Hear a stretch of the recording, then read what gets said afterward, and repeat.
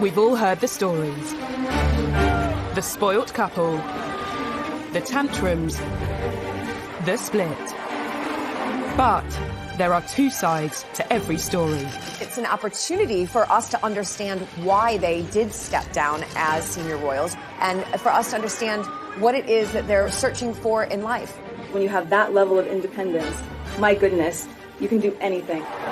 Tonight, we hear Meghan and Harry's side. This book definitely is about getting the truth out there. This book has potential to have huge ramifications for their relationship with the other royals. What caused the rifts? Look, we're brothers. We'll always be brothers. We're certainly on different paths at the moment. I would imagine if there is any conversation that William could take back, it would be that one. And who is to blame? They felt it was a slight, they felt put out. No one in the royal family likes being taken by surprise. Was Harry really as unhappy as is claimed? Were Meghan and Kate really at war? Or did the couple simply demand too much? Kate and Meghan are not obligated to be best friends. There is an intense interest from the public to try and find out the unfettered truth. Meghan Markle made serious judgment calls and made considerable errors. Can the couple ever repair relations with the rest of the royals? I don't see them going back into the constraining embrace of the royal family. I think that they will fly free. And how kind will history be to Meghan and Harry? Yes, they were breaking free of the royal family. Yes, they were able to embark on a new chapter of their lives, but it came at a huge cost. Meghan and Harry. Everything seemed like a fairy tale when the royal family gained a new member.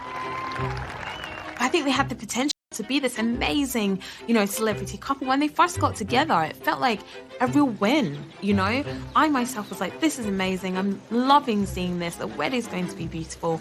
And that's when the chip away started. Since then, it's been a turbulent 2 years for the Duke and Duchess of Sussex. And for many, they were to blame for everything that has gone wrong in the House of Windsor. But is that fair?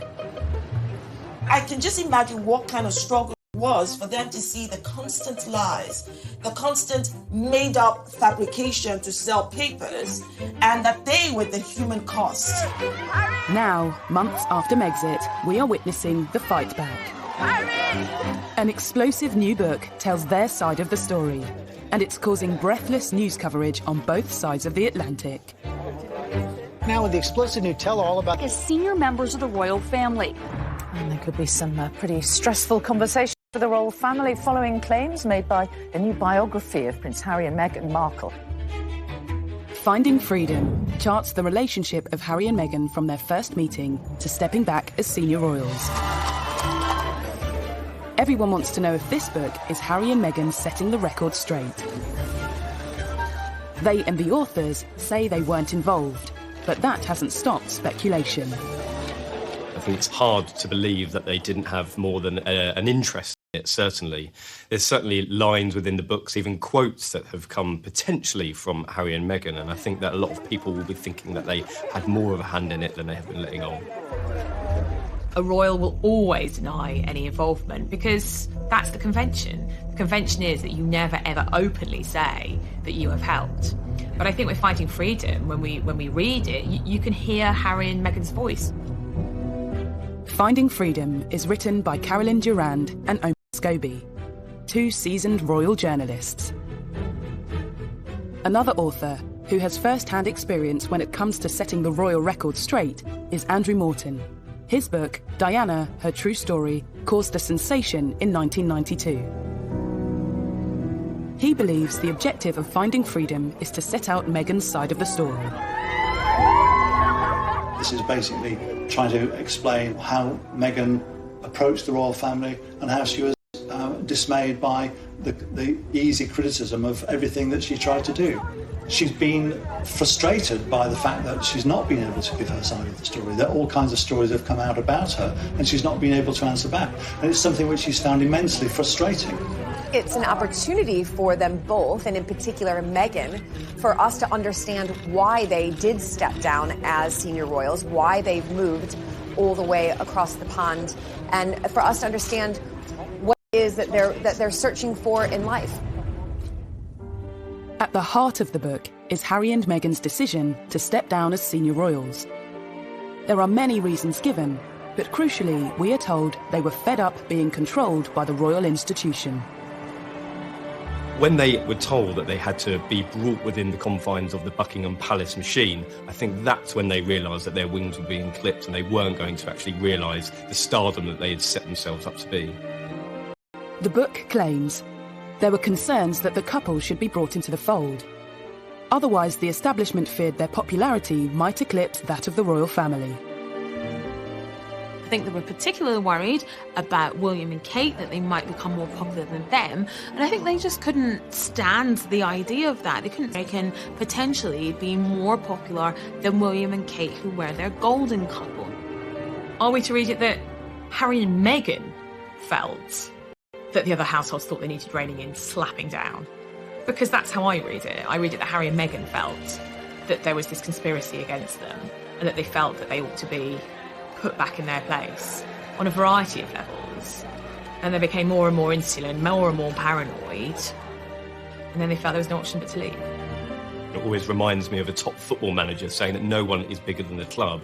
And I think that analogy is very, very true here, that they weren't bigger than the institution. And certainly the men in grey suits that they believe were stalking the corridors trying to clip their wings might have been an invention in their own heads rather than actually what was going on. Those men in grey suits, as Princess Diana used to call them, were allegedly another element pushing Meghan and Harry away. In the book, friends of the couple call them vipers, and it's claimed some of them simply didn't like Meghan and would stop at nothing to make her life difficult. One of the suggestions in the book is that the courtiers, or the vipers, as Harry and Meghan apparently refer to them, were out to get them, that they didn't like Meghan from the outset. It may very well be the case that there was a courtier, maybe two, who had it in for Meghan, who felt that she was too different, too confident, too ambitious, too different from anyone who had married into the royal family before. Meghan's differences led friends to call her Duchess Different, a play on the often repeated claims she was known as Duchess Difficult inside palace walls. I think calling Meghan Duchess Different is very telling, and it shows the gap between the old ways and the new ways. We can appreciate the value that both represent and celebrate the difference rather than try to, push it down or make it look like it's something bad. As Meghan and Harry's relationship with each other worsened, their relationship with the palace and the rest of the royal family seems to have soured. The new book says, increasingly, Harry had grown frustrated that he and Meghan often took a back seat to other family members. And the pair had to wait to announce projects if other, more senior royals had announcements of their own. I think she found that very difficult because actually what she thought she was getting was unrivaled power, and she'd be able to help and effect this change and be this change maker, which is what she wanted to be. And actually she found she was living in a gilded cage. By Christmas of 2019, Meghan and Harry had skipped Sandringham to take an extended break in Canada. They'd decided something was message. Well, the lack of photograph of them appearing for the Queen's Christmas speech obviously had an effect on them, and the book will tell you in detail about how this made them feel. They felt it was a slight, they felt put out. What I think was trying to be demonstrated during that Christmas message was the future of the monarchy, the future heirs, the future sovereigns. Harry and Harry's son are not there. They don't have that place on the table. From the $18 million estate they were staying at on Vancouver Island, the Duke and Duchess of Sussex set Megxit in motion. Emails were apparently sent to the Queen and Prince Charles. But the book claims Harry thought he was being blocked from a meeting with the monarch, which led to an extraordinary plan. One of the most fascinating and new revelations in the book was that when they landed in the UK from their sabbatical in Canada, they considered detouring straight to Sandringham to try and get a meeting with the Queen.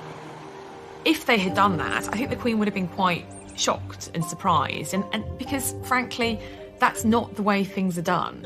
And I think that's a lot of the problem here. Harry and Meghan didn't want to keep doing the way things are done. And the monarchy wasn't going to change things just for them. The monarchy's a supertanker. It just keeps on going, ploughing its own furrow. Harry and Meghan wanted to become financially independent, split their time between the UK and North America, but crucially, still carry out duties for the Queen. Eventually, the Queen agreed to issue a joint statement about her grandson's plans. On the 7th of January, the Duke and Duchess attended an event at the Canadian High Commission. The book reveals they were feeling nervous. They'd seen the planned statement and thought it showed a lack of warmth. It's meant a lot to us, and it's just important for us to start the year and say thank you. More concerning to them than that, reporters got wind of the plan to stay in Canada. A day later, the Sussexes made their shock Instagram announcement. A move that's been endlessly criticised, but it seems in their minds they felt they simply had no choice. It was very sad, really, that a couple who offered so much to the monarchy and to the nation had decided to go their own way. At the time in January, there was a lot of anger because, as one very senior member of the household said to me, you don't put a gun to the Queen's head. You don't go public and say what you want. We sort it out behind closed doors, we all try and negotiate, and then we present a united front. As well as their announcement, Meghan and Harry simultaneously launched their Sussex without discussing it first, left the Queen and the Duke of Edinburgh devastated. The issue of them creating this Sussex Royal brand and Sussex Royal website was a huge, huge problem for the royal family, because if they were going to go into the corporate world and start marketing themselves for big, big sums of cash, that was going to be the problem, that the Queen and senior royals couldn't have them marketing themselves as royal whilst earning money on their own personal terms. Crisis talks were needed, and on the 13th of January, Harry met the Queen, Charles and William at the famous Sandringham Summit.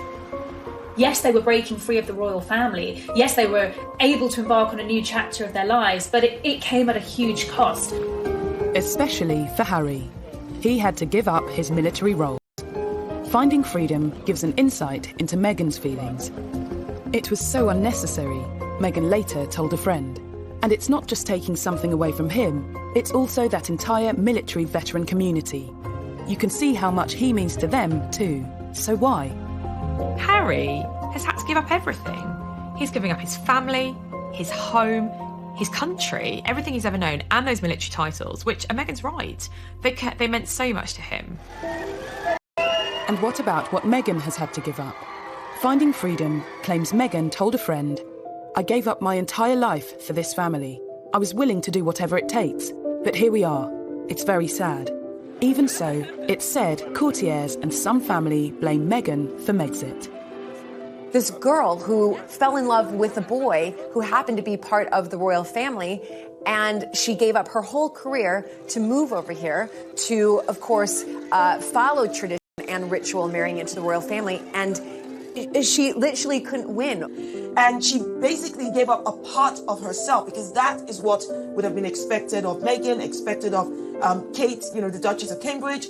And they all did that out of love for their spouses and out of respect for the institution. These new revelations tell a story of just how unhappy Harry and Meghan were with their royal life and how they felt forced into leaving. But the new book also gives us a new insight into Harry and William's relationship. William potentially saying to Harry, listen, take your time to get to know this girl. Don't be blindsided by lust. Don't rush into anything. I would imagine if there is any conversation that William probably could take back, it would be that one.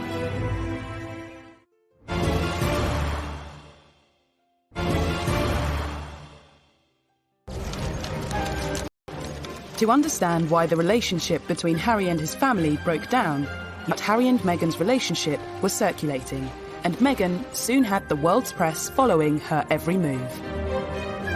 By November, Harry had had enough and issued an extraordinary statement asking the press to leave his girlfriend alone. And Prince Harry lambasts the press for harassing his American girlfriend, Meghan Markle. The statement that Prince Harry released through his private office Sussex in November came just after a deluge of media reports about their relationship.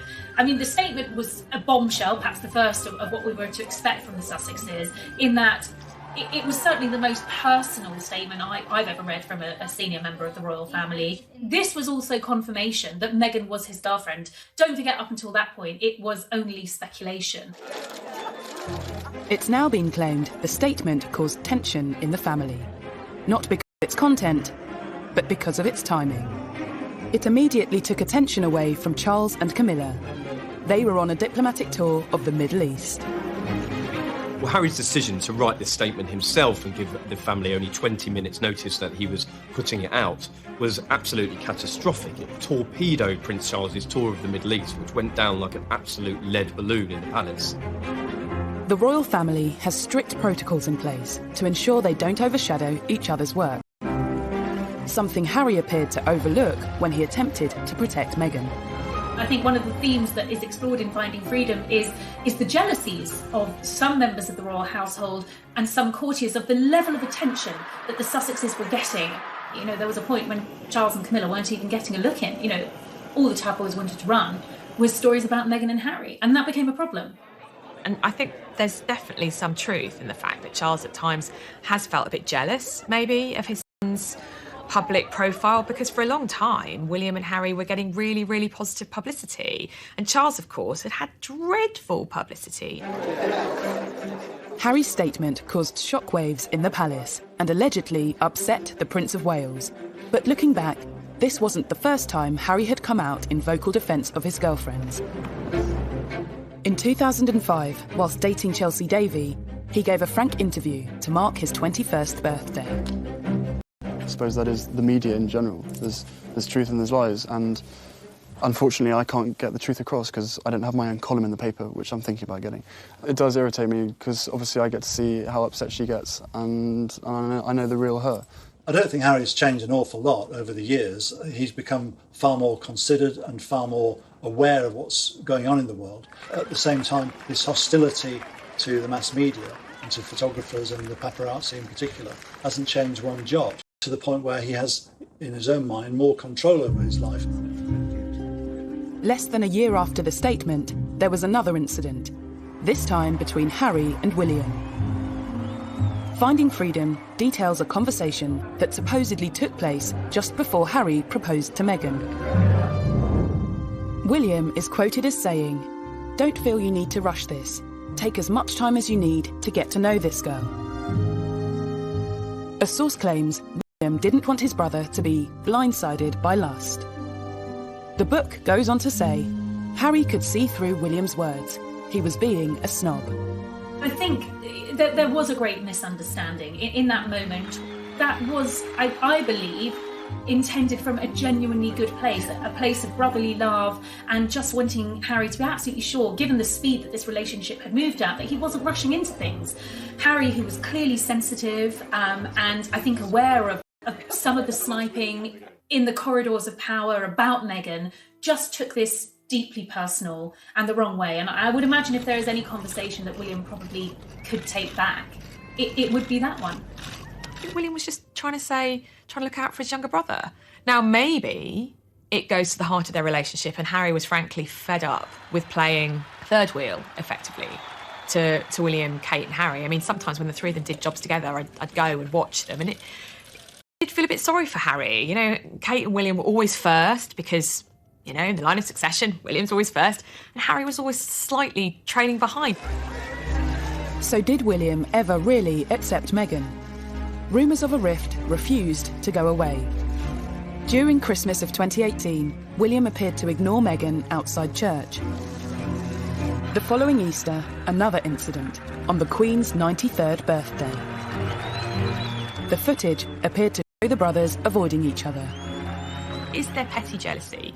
Yes, because I think there is between any family. Show me any family in the world where there's not jockeying for position, or one sibling doesn't think, oh, you know, that's the sibling shouldn't have that, or etc. That is family. That is the human condition.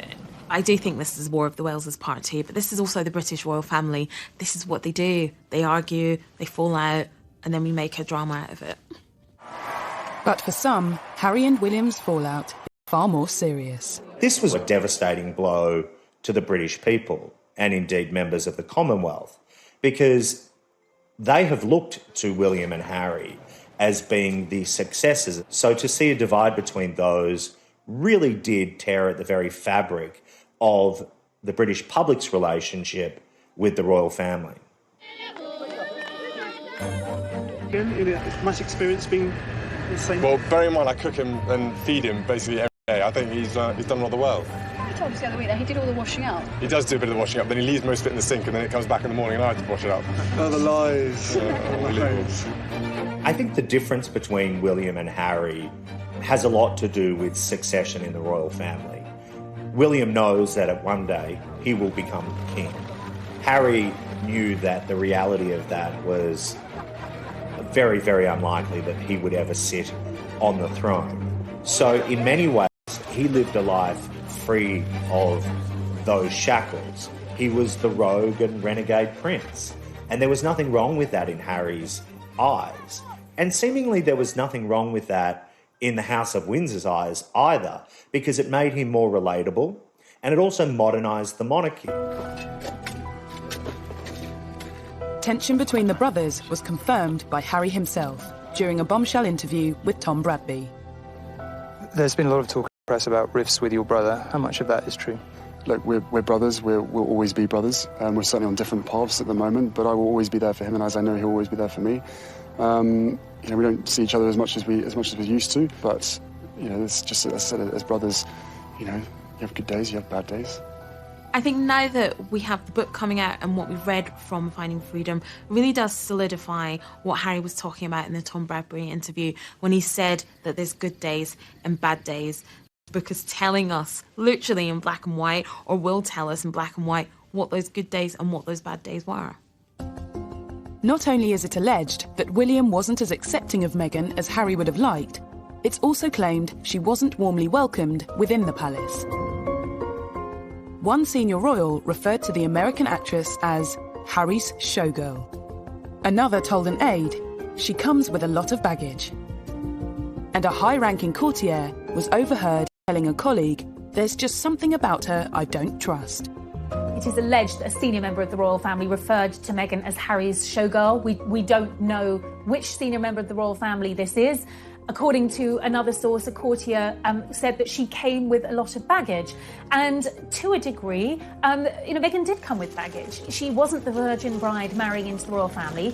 I think it was celebrated that she was from a dual heritage. She had a black mother, a white father. There was great excitement about the fact that she was akin to a Hollywood movie star, not A-list, but still famous in her own right. Meghan was a senior royal for, an incredibly short time. And I think if we look back at that short time, she was almost immediately hounded by the British tabloid article about Meghan. That was rather ruthless, to be honest.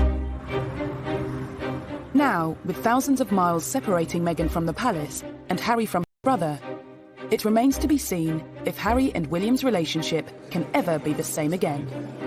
I definitely think the dust needs to settle, and it may not happen next week or the next weekend or the one after that, but there's definitely a way back from this, and their relationship can be repaired. The irony about this book, in many ways, is that the brothers were just getting to a stage in their relationship where they were on a more even keel. I was told that communication had resumed between the brothers. We don't know whether they've spoken in light of the excerpts from this book, but one can only imagine that this has done nothing to improve relations that were strained in the beginning and at this stage must seem pretty beyond repair. Finding Freedom not only claims to know what happened behind the scenes with Harry and William, but sheds a light on the rumours of duchesses at war. I think there was a lot of excitement that Kate and Meghan would have become best buddies. However, when you look at it on the face of it, they were very, very different women from very different backgrounds. They were already going to have very different roles with the institution. And I think the pictures of them laughing and joking at Wimbledon were probably the best it was ever going to get.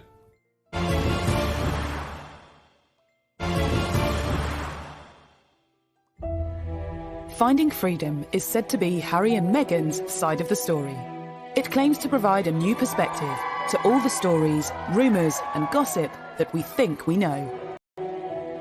In particular, a focus on negativity surrounding Meghan's relationship with Kate, not long after she became the Duchess of Sussex.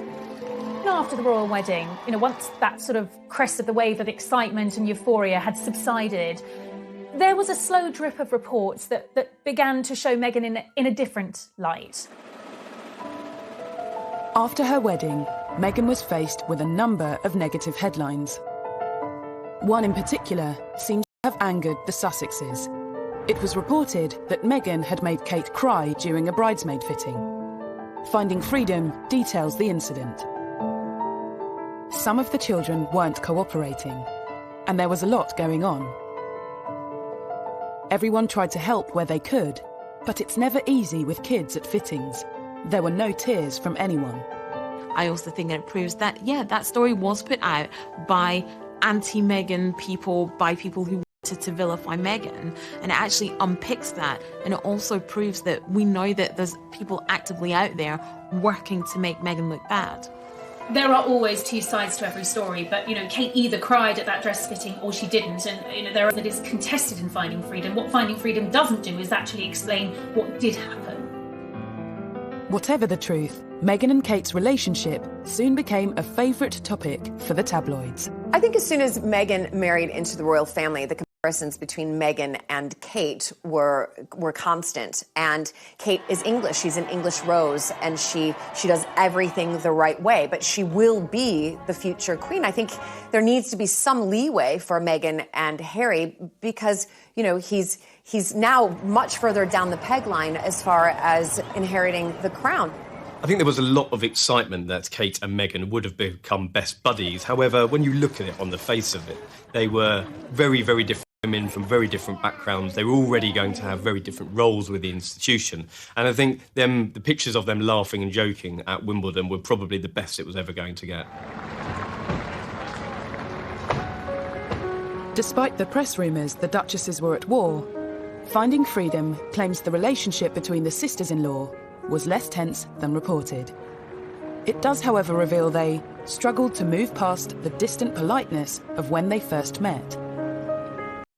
It was very easy for us to escape into this storyline that Meghan and Catherine were best friends, that William, Harry, Meghan and Catherine represented the Fab Four, this union of young royals that were set to take control and modernise the monarchy. It wasn't the case at all. Just 1 year after they were photographed laughing together at Wimbledon, new photographs emerged of Kate and Meghan together at a polo event. This time, the atmosphere appeared a little less friendly. The book notes there was a cordial but distant rapport. It was a big exclusive event in the summer of 2019, and both Kate and Meghan were there with their children. In fact, it was probably one of the first times we'd seen Meghan out and about with baby Archie. Kate was watching the children playing on the field while watching the polo, but the real striking thing was that the two women were not speaking. They weren't even conversing for most of the day, and I think that was quite a bit of a realisation for the British public, and quite a disappointment as well, that these two women were not going to be the best of friends. It's reported Meghan had wanted a strong and close relationship with her sister-in-law. The book details that Meghan had initially hoped that Kate would potentially reach out to her and help guide her as somebody who had married into the institution, but the offer never materialised. It goes on to say, Kate felt they didn't have much in common, other than the fact that they lived at Kensington Palace. So perhaps that was an unrealistic expectation. The Duchess of Cambridge is a busy woman, but Meghan clearly took that quite personally. In the same weekend Finding Freedom dominated the papers, Emily Andrews broke the story that friends of the Cambridges say Kate rolled out the red carpet for Meghan. So who was to blame for this coldness? I think it seems that Meghan had a very unrealistic expectation of her relationship with Kate. I mean, if you look at it from the Cambridges' point of view, they don't know this woman at all. From their point of view, they absolutely did welcome her into the family. William and Kate invited Meghan and Harry to apartment 1A. Kate met Meghan pretty early on in the relationship, and I think from William and Kate's point of view, they did try and help as much as possible. But they were at a very different stage of life. Kate, Mary With friends of William and Kate refuting stories from Finding Freedom, the public is once again presented with two sides of the story, unsure which side is telling the truth. By the time Harry and Meghan's final royal engagement came around in March of this year, the tension was clear for everyone to see. At the Commonwealth event, Meghan appeared to wave to Kate, but the gesture wasn't acknowledged. I was sitting behind William and Kate and Meghan and Harry a few rows back with other members of the press at that service, and there was absolutely a tension between the two couples. While Kate turned around to speak to Edward and Sophie Wessex, she just didn't acknowledge Meghan and Harry at all, and that was very obvious.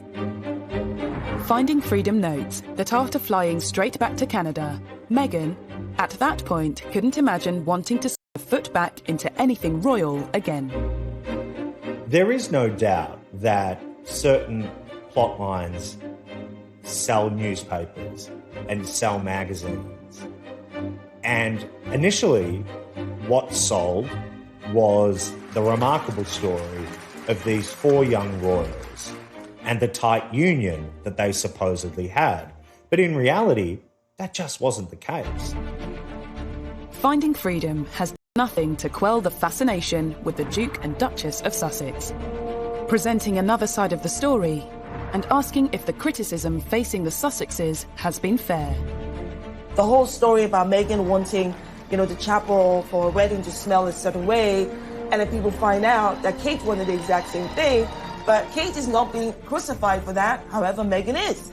That just highlights again that this toxicity against Meghan is coming from a very deep place of bias. Might arguably tell the story from Harry and Meghan's side, but it's not the only book about them to hit the shelves this summer. It's the hot cakes right now. It's almost as though people think that this is the next version of The Crown from Netflix. I think that there is a battle at the moment amongst authors to try and tell or answer the unanswered questions as to what led to the split. It's a fine line of who knows what and who actually to be able to trust when all these books are coming out all at once. Many well-covered tales about the Sussexes feature in books by Lady Colin Campbell and journalists Dylan Howard and Andy Tillett. But are these just examples of yet more unfair criticism that Meghan has faced? Such as claims Meghan wanted St George's Chapel to smell a certain way for her wedding. A story she was ridiculed for in the press, despite Kate wanting the same thing at her wedding in Westminster Abbey. The whole story about Meghan wanting, the chapel for a wedding to smell a certain way, and then people find out that Kate wanted the exact same thing, but Kate is not being crucified for that, however Meghan is. That just highlights again that this toxicity against Meghan is coming from a very deep place of bias. Westminster Abbey is not the same thing as St George's Chapel. I've actually been to events at both. And I have to tell you, St George's Chapel does not smell musty. It smells of beeswax, which is what the furniture is waxed down with. Maybe Meghan had never smelt beeswax before in her life. Lady Colin Campbell's book addresses another infamous story. The claim Meghan clashed with the Queen over her choice of tiara for her wedding. But Finding Freedom says there was no clash. Each story has been corroborated by at least 2 sources, and they spoke to over 100 sources for the book. People don't want to believe that. They want to think only Harry and Meghan will say that, and they are lying. Instead, the book says it was Harry who had reservations, that the Queen's dressmaker, Angela Kelly, was intentionally delaying the process of Meghan selecting her wedding day tiara. But it is quite one-sided. Yes, Harry and Meghan don't escape criticism in the book. That's certainly true. But it is mainly their side of the story, and everyone else is the bad guys. Either way, what is sure is that there have been countless attacks on Meghan over the past 2 years. Allegedly, some even came from palace insiders. Buckingham Palace And we're back to this narrative again, that strong, independent women are anathema in our society. Duchess difficult. Hurricane Meghan, some of the headlines that started coming out in the tabloid press, reports that, she had a habit of sending dawn emails to staff and wanted a response before lunchtime. This appears to be true and seems to be backed up in Finding Freedom. But the author's interpretation of this is that this was an experienced, successful American actress who was used to having an entourage of staff and who was used to having things done quickly. The idea that Meghan's a diva is clearly one of these racialized ways of thinking about black women where, they have this long-standing idea of the strong black woman who doesn't need anybody else, who's feisty and aggressive. Meghan has faced criticism for pretty much every move she has made, even down to the clothes she wears. When Meghan came on the scene and started wearing gowns that were thousands of dollars and living an extravagant lifestyle, then it began to rub people up the wrong way. Someone's got to spend the most, and Meghan's the one that spends the most. Again, it's just a non-issue, it's a non-story. She's probably spending her own money. What's the big deal? And even a claim that Kensington Palace staff noted that Meghan's charity cookbook, raising funds for the victims of the Grenfell tragedy, didn't contain a single recipe of British origin. She was trying to do something wonderful and good for all of those that were lost at Grenfell Tower and for their families. Everyone embraced this so deeply because it's been a passion project for all of us, and for very good reason. For Meghan, much of the criticism must have felt unwarranted and unfair. Why is Meghan a target for criticism? Very good question. Right. I don't know. Do you have a piece of paper? Several pieces of paper? But let's start with the fact that, one, she's a progressive woman. She's independent. And let's talk about the fact that she doesn't fit your traditional idea of, royalty. Let's talk about the fact that she's a woman of biracial heritage, right? Let's talk about the fact that her profession was that of actress. And the fact that she's American. There's just so many things around and about her that many people do not like. I feel for the poor girl. I mean, she came into this country, parachuted in. She's married into a very difficult family that everybody finds difficult to come into because of the various pressures. And she's someone who didn't know an awful lot about British history, British culture, and she's as well. But amongst all of the petty criticism, there have also been stories that suggest Meghan and the royal way of life was a culture clash. In my book, I go to great lengths to explain how the culture clash arose. Because Meghan has very American attitudes and expectations. She is all about confidence, go-getting, hustling, and all of those Hollywood things that she has been brought up to regard as desirable. Did Meghan really know what she was letting herself in for when she married into the royal family? Some stories show how she struggled to get to grips with royal life, like her first official engagement with the Queen, opening the Mersey Gateway Bridge in June 2018. People haven't looked at the real person who's trying to do her best coming into the royal family. Someone who didn't know the protocol, didn't know the etiquette. I'll give you a perfect example. She went to Liverpool with the Queen and she's sitting on the stage. It's a windy day. She doesn't know what side of the car to get into, to get out of, what hand to hold her handbag in, and you can see that kind of confusion in her face. Meghan, even though she's an actress, has had to swap the red carpet for the Royal Road show, and it's a difficult gig. There were certain elements of royalty that perhaps weren't for Meghan, but she was widely condemned regardless, like security. Dylan Howard's Royals at War reminds us of an incident in Fiji when Meghan visited a market. Every royal is assigned a level of protection when making appearances in public. And there could be no more valuable commodity, if you like, than a pregnant Meghan Markle making appearances in public. Under sweltering temperatures and with an increasingly large crowd, the Duchess was rushed out and the visit ended early. Turn round. Inevitably, in these types of scenarios, the royals are briefed about what is right and what is wrong and what is expected of them in order to maintain their security and their well-being. The security officer in charge quit her role not long after, amid claims at the time that Meghan found security constraining. Although the palace denied this was why she left. Guys, out. Just stay to the side, please. Everyone turn around. Meghan was oblivious, despite being or recommendations of the Royal Protection Officer.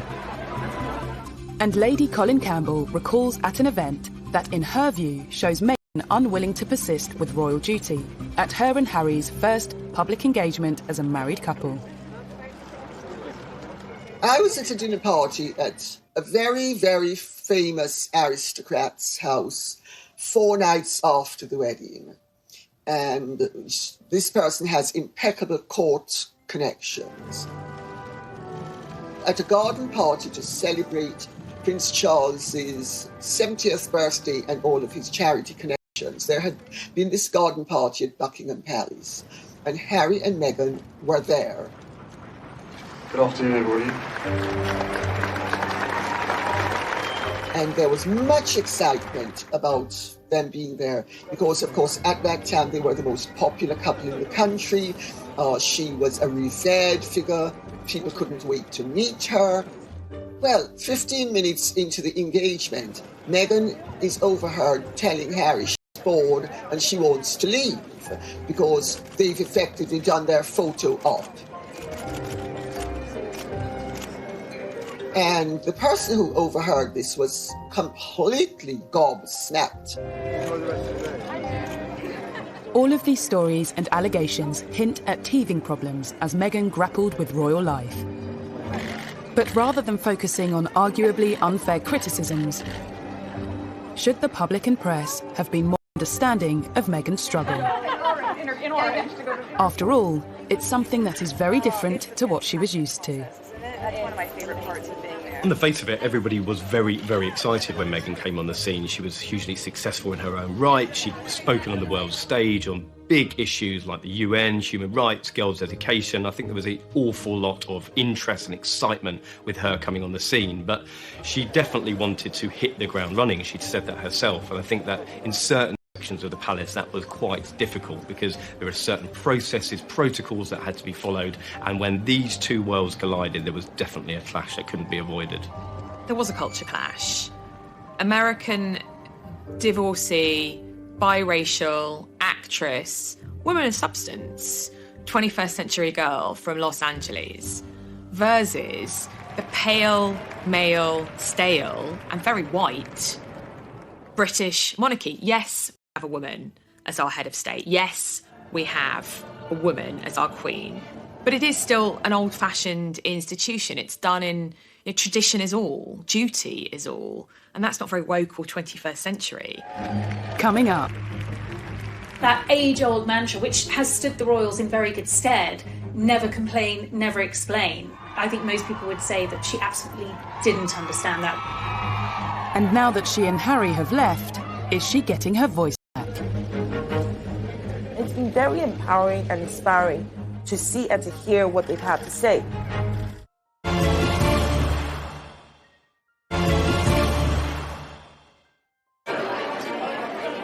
Many observers believe that a key factor behind the Sussexes leaving the royal institution was what some saw as the muzzling of Meghan Markle.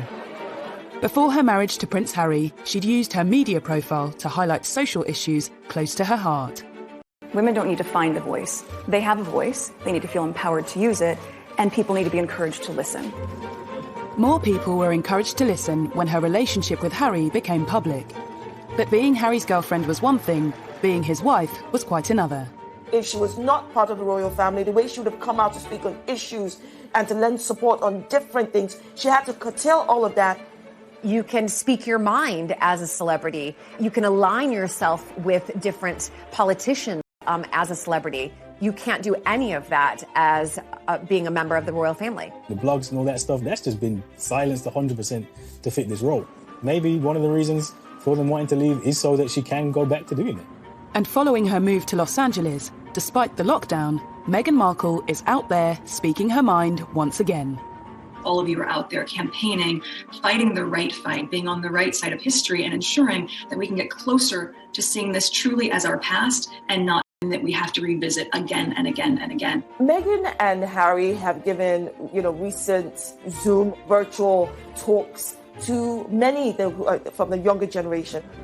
They've definitely been able to speak about matters that are at the heart of them and matters that are important to them, like Black Lives Matter.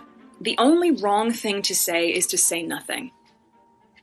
Because George Floyd's life mattered, and Breonna Taylor's life mattered, and Philando Castile's life mattered, and Tamir Rice's life mattered. And so did so many other people whose names we know and whose names we do not know. It's been very empowering and inspiring to see and to hear what they've had to say. But did Harry and Meghan really need to leave the royal institution to speak out on subjects like racism and women's rights? I went back to the palaces, various people, and I said, would Meghan have been allowed to make those kinds of speeches if she's still working for the royals? Now, you can take what I'm about to say as, well, they would say that, wouldn't they? But literally... More problematic for the royals, perhaps, was a concern that Meghan's progressive agenda might encroach into politics. You're going to use your voice in a stronger way than you've ever been able to, because most of you are 18 or you're going to turn 18, so you're going to vote. Someone said to me, that might be, and I was like, hang on a sec, she's just telling everyone to vote. That's not political. And they were like, no, but she's made it very clear in the past where her political allegiances lie. She's been very outspoken about Trump. The royal family has historically stayed out of politics. There is an inherent conflict between a member of the British royal family involved in American politics. It just can't work. Before Meghan became pregnant with Archie, they had intended to go to America on tour, but she made it very clear that she wasn't going to see Trump. I'm afraid it doesn't work like that. Clearly she is a woman with very strong political opinions. I think we will probably see and hear more of these now that she is detached from the royal family.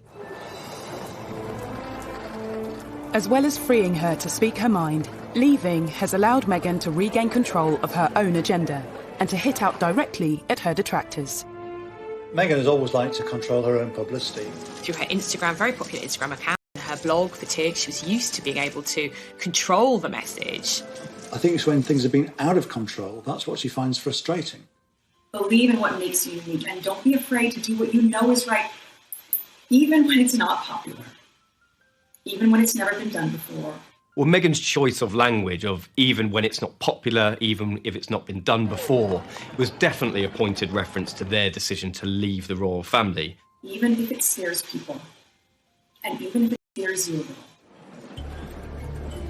That age-old mantra, which has stood the royals in very good stead, never complain, never explain. I think most people would say that she absolutely didn't understand that. One of the things she felt very stifled by was not being able to answer back. I think Meghan's biggest problem has been that she's obviously been schooled in the world of Hollywood, where you hit back at rumours and innuendo and you take the fight to them. Meghan couldn't grasp the reason why she wasn't able to respond to these. Well, there was so much more at stake than just Meghan Markle. The whole House of Windsor needed to be considered in whether or not she was to respond to an allegation that was levelled against her. And that narrow-mindedness goes a long way to explaining why her and Harry would ultimately leave the family. And I think this book has largely been written to put her side of the story across. And regardless of their personal influence on the book, it hasn't been the only outlet for the couple's grievances. Suing a newspaper for publishing a private letter to her father.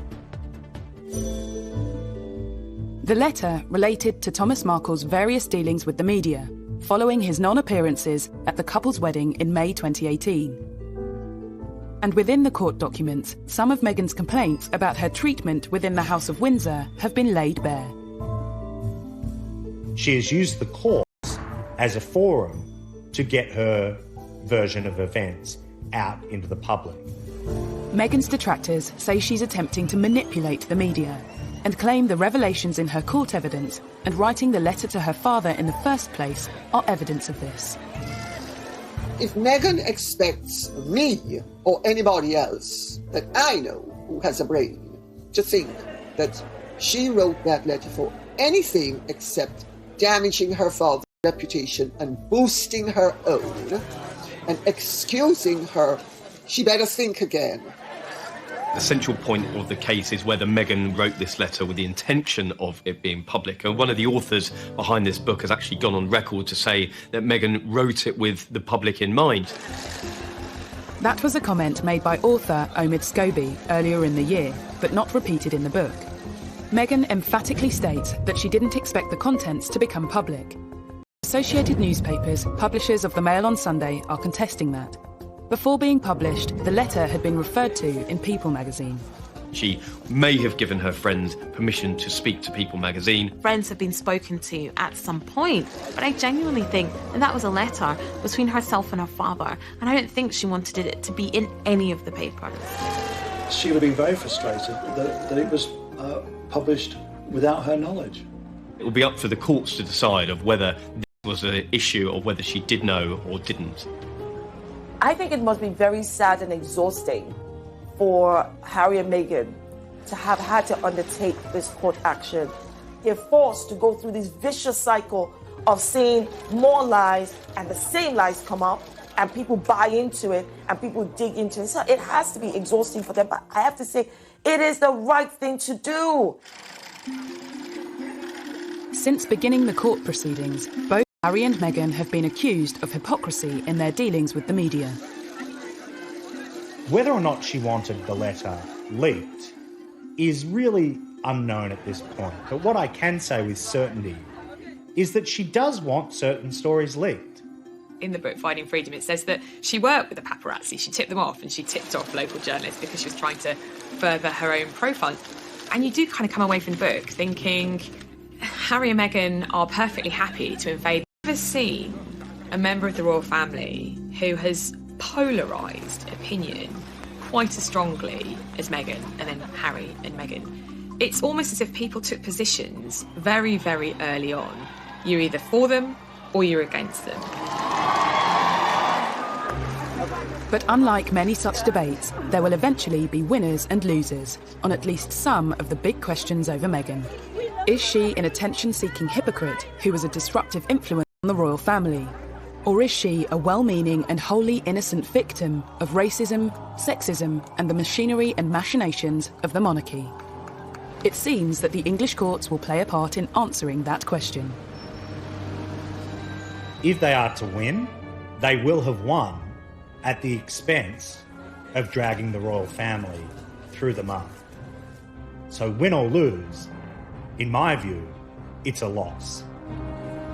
Released from the House of Windsor, have Harry and Meghan really found their freedom? If it was not for COVID-19, we would have seen and heard a lot more from this couple. They are holed up in a rented £80 million mansion. They really need to try and take a bit of time out and maybe realise what they want, what their future looks like.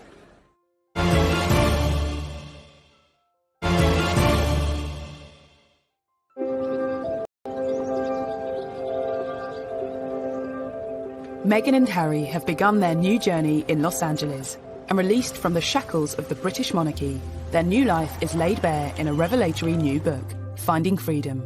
But are they? I think moving to LA, to California, they have found a lot of freedom, at least a lot compared to what they were having over here in the UK.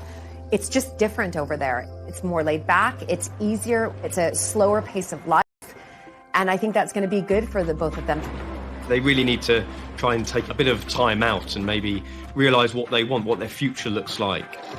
They're not in the public eye as much as they were over here. So I think they've got a real opportunity to slow down, to figure it out, and to find happiness. But if finding freedom is their goal, 2020 hasn't been the easiest year in which to achieve it.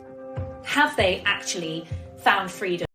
Not really. No one could have predicted this pandemic, but the reality is that they are holed up in a rented £80 million mansion in Beverly Hills, taking on the paparazzi because they believe they have invaded their privacy by taking pictures of them. The idea that they are almost prisoners in their own home doesn't suggest that they have found freedom. The Duke and Duchess of Sussex launched another lead, their infant son, Archie.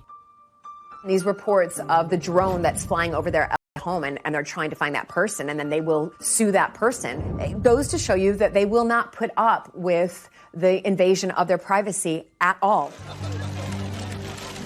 Some believe that for a couple seeking freedom and wary of the paparazzi, moving to Los Angeles was a strange choice.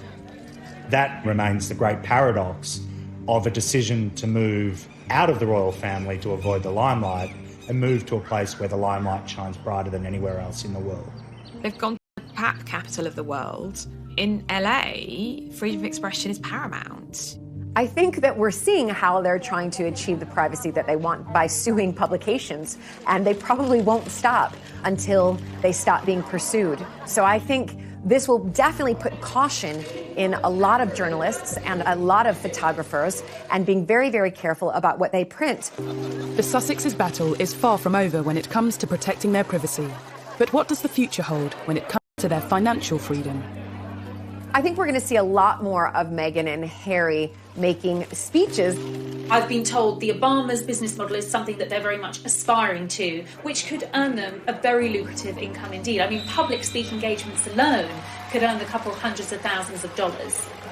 And I'm quite sure that in California, where they're now based, that there will be all kinds of companies that will want to see them on their boards. And I can well imagine, for example, Meghan going on board of a major international company to look at gender issues. There's much speculation about the path that Meghan will take. But what about Prince Harry? The break from the royal family meant giving up all his military titles, and which took up an awful lot of his time. I think he probably took that quite hard, and I think that was a bit harsh, but I'm hoping that he can continue to work with veterans in some form, perhaps in America, and continue that line of work, because he was genuinely passionate about it. If, as seems likely, Harry has more difficulty than Meghan in acclimatising to this new life, might some kind of return to the royal fold be possible? The Queen gave them this option of the trial period, see how you fare after 12 months and see if it's working for you. Partly through coronavirus and partly through the way they have handled things, what they hoped to achieve is clearly turning out to be more of an uphill struggle than they would have envisaged initially.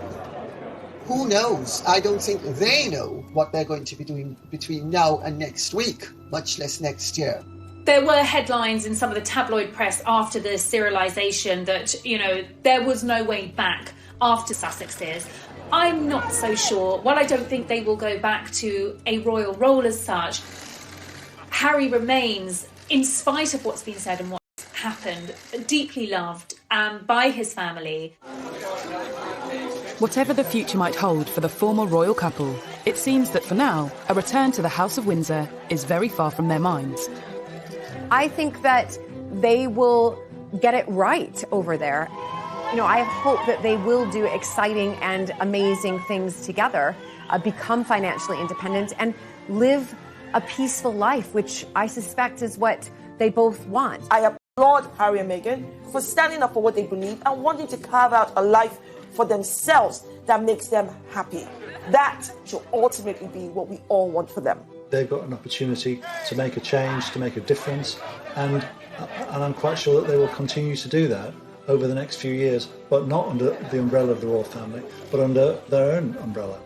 In 2018, William, Harry, Kate and Meghan were being hailed as the golden generation who'd build a new 21st century monarchy. In just 2 years, that dream has shattered. How? Finding freedom certainly doesn't have all the answers, but it does reveal the open wounds currently blighting the royal family, and some say rubs salt into them. There are two sides to every story. Which one to believe, that's up to you.